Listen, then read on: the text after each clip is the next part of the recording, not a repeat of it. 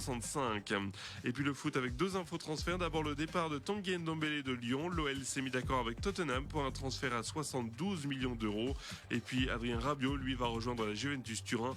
Il arrive libre après son départ très compliqué du PSG. Voilà pour l'actualité. Excellente journée à vous. L'invité du jour.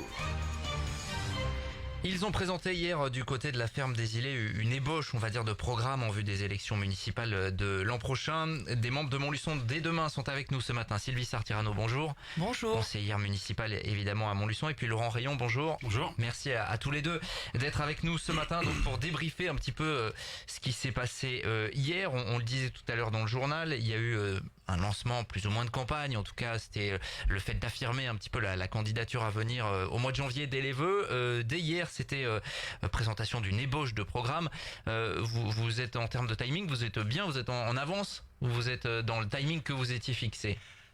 Alors on est plutôt dans le timing qu'on s'était fixé. Dire qu'on est en avance, je sais pas, probablement par rapport aux autres formations envisagées, on semble être en avance. Maintenant, c'est pas être en avance pour être en avance. On a déterminé un programme, un timing, parce que élaborer un projet municipal pour l'ensemble des Montluçonnais demande du temps, de la réflexion. Donc on a pris effectivement en amont et bien en amont, puisqu'on y est depuis depuis les dernières municipales. Ça, c'est pas une surprise, mais en tout cas on a accéléré le mouvement depuis 6 mois environ, avec des réunions thématiques avec des citoyens qui sont venus amender et proposer des solutions pour les Montluçonnais. D'accord. Concrètement, comment vous travaillez? Ouais, justement. Donc c'est de la concertation, vous travaillez par petits groupes de travail? Oui, voilà. En fait, on a défini 4 grands axes qui sont, on peut les redonner, qui sont favoriser le développement économique, améliorer le vivre ensemble, vivre dans une cité éco-responsable et inciter l'engagement citoyen, pardon. Donc en fait, on les a définis nous au sein de Montluçon dès demain, et les adhérents existants sont venus travailler sur des axes qu'on a définis avec des objectifs. Il y a un travail très cadré pour que ça fonctionne. Il faut que ça soit encadré, et il y a des gens, des citoyens que l'on ne connaissait pas, qui sont venus naturellement nous rejoindre. Et ça, je crois qu'au-delà de Montluçon dès demain, ça nous fait plaisir, mais je crois qu'au-delà de ça, c'est vraiment cet engagement et cette envie de Montluçonnais de travailler pour leur ville, de faire en sorte que ce qu'ils aimeraient qu'il s'y passe se fasse. Je trouve ça très encourageant et très bien pour notre ville, d'une manière générale. Concrètement, combien de personnes là ont été associées? C'est difficile, je vous pose une colle. Alors, j'ai des noms, mais je pense qu'il y a entre 50 et 60 personnes qui se sont mobilisées sur du travail. Alors, ça donnera au total 64 actions qui seront présentées un petit peu plus tard, dans le cadre d'un contrat avec les Montluçonnais. C'est ce qui a été dit hier, donc avec un échéancier finalement des actions menées. C'est ce que vous avez présenté hier. On va revenir un petit peu sur quelques-unes des propositions phares finalement, sur la thématique développée de l'emploi notamment. Vous avez parlé de créer une maison de l'emploi. Alors, à quoi ça ressemblerait? Est-ce que ça n'existe pas déjà? Est-ce que Pôle emploi n'a pas déjà un petit peu ce rôle finalement? Alors, la maison de l'emploi, elle est pas pour mettre de côté Pôle emploi. Pôle emploi existe, il a sa fonction. La maison de l'emploi, elle est là pour diagnostiquer, faire une cartographie de l'emploi sur le territoire.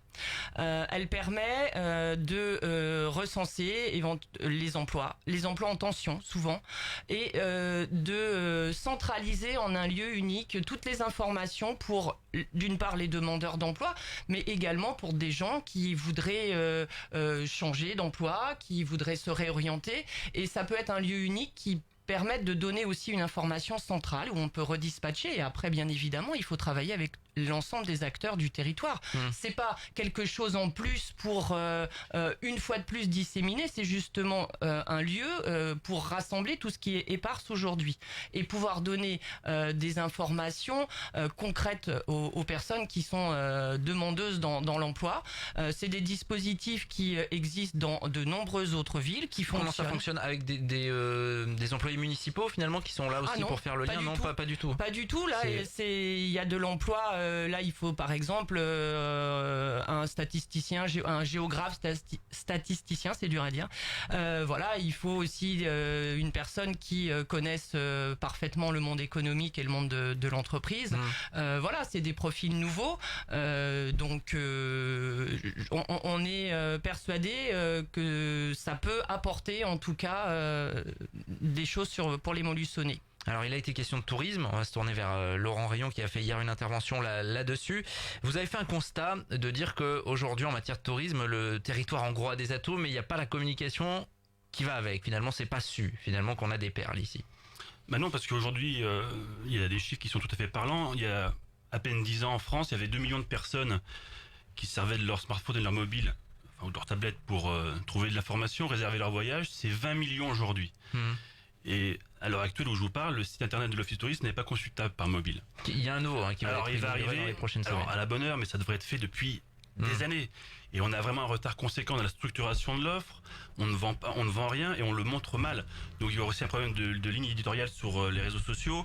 Je pense pas qu'on va mobiliser des gens de Lyon ou de Bordeaux en montrant la soirée moule frite du comité des fêtes, même si j'ai beaucoup de respect pour les gens qui organisent ça.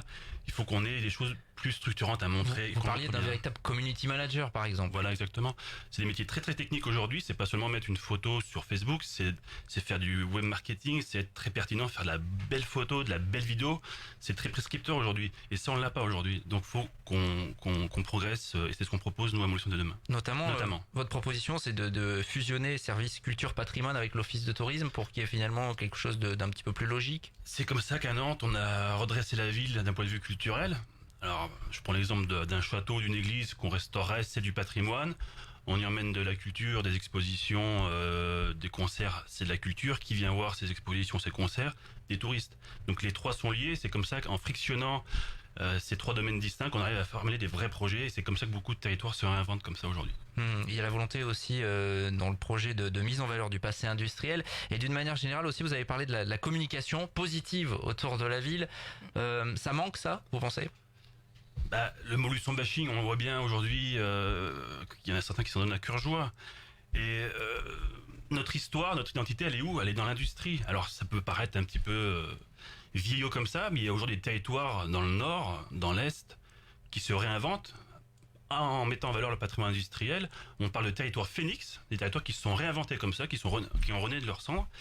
Et on n'est pas plus bête qu'ailleurs, on peut le faire. Alors aujourd'hui, on a les forges de Tronchet, on a le canal de Berry. Je suis venu sur votre antenne plusieurs fois déjà quand j'étais responsable du musée. Mais ce musée, il est aujourd'hui isolé sur cette thématique, alors que l'histoire, elle concerne l'ensemble du bassin montluçonnais. Et je pense que là, il y a vraiment un axe à travailler pour que les Montluçonnais soient fiers de leur histoire, et leur histoire, elle est là. Alors donc un des thèmes également, c'est la création d'une cité éco-responsable. Vous l'avez dit, on va pas expulser les voitures, il y aura pas de choses exceptionnelles, mais dans le projet c'est d'apporter quelques retouches. Finalement, on n'est pas dans le grand chambardement. Alors, quand j'ai dit qu'effectivement on serait pas des ayatollahs de anti-voiture, parce que on rêve tous d'avoir une ville où il n'y a plus de voitures. Sauf qu'il faut prendre en considération la problématique des citoyens. Aujourd'hui, à Montluçon, on ne peut pas se priver totalement de la voiture puisque en termes de déplacement, en termes de réseau de transport, il n'y a pas au jour d'aujourd'hui suffisamment de modalités de déplacement pour enlever la voiture. En revanche, et ça peut pas se faire en claquant des doigts, en revanche, il va falloir retravailler bien évidemment les transports, la mobilité, parce qu'aujourd'hui le transport est vraiment problématique, en tout cas sur du transport en commun. Le réseau, le circuit, les réseaux, les horaires, rien ne va très bien, en tout cas pour faciliter un déplacement autre que la voiture.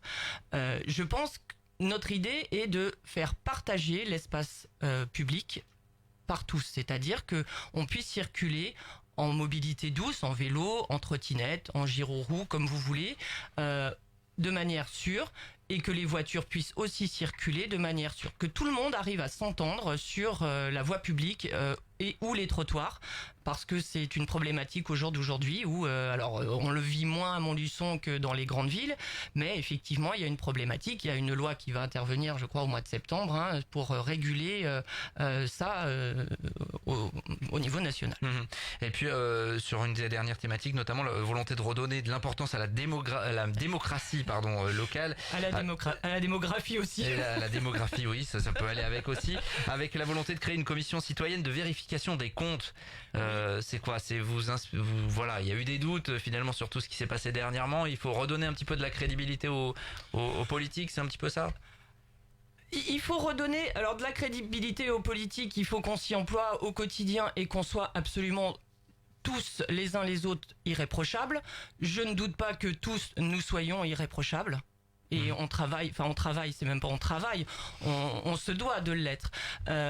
Après, pour les citoyens, il faut qu'ils arrivent à toucher du doigt ça et qu'ils puissent avoir la possibilité de vérifier que chaque denier public est utilisé dans le cadre de l'intérêt général.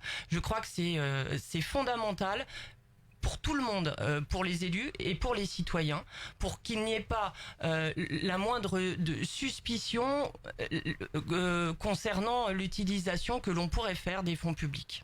Et puis, vous avez conclu hier en parlant du fait que vous resterez droit dans vos bottes, indépendant, et dans l'intérêt général. C'est quoi? C'est un petit peu ça la philosophie là qui va... Oui, prévaloir. parce qu'on travaille comme ça depuis avant les municipales de 2014. On est fiers d'être indépendants. Chaque personne qui nous rejoint pour travailler sur l'avenir de notre ville. Donc voilà, je pense que tout est dit là-dedans.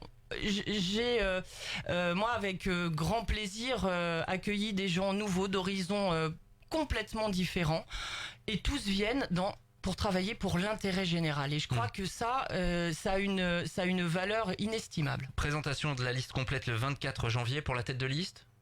Ça sera quand? Avant? La tête de liste, oui, ça sera avant, bien sûr. À la rentrée?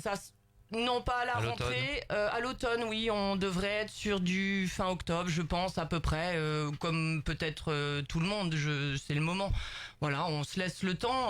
Voilà, on ne dit pas que non, on n'y pense pas. Bien évidemment qu'on y pense, c'est primordial. Donc voilà, mais chaque chose en son temps. Sylvie Sartirano, Laurent Rayon, merci d'être passé à notre micro ce matin. Il est 7h57. L'invité du jour.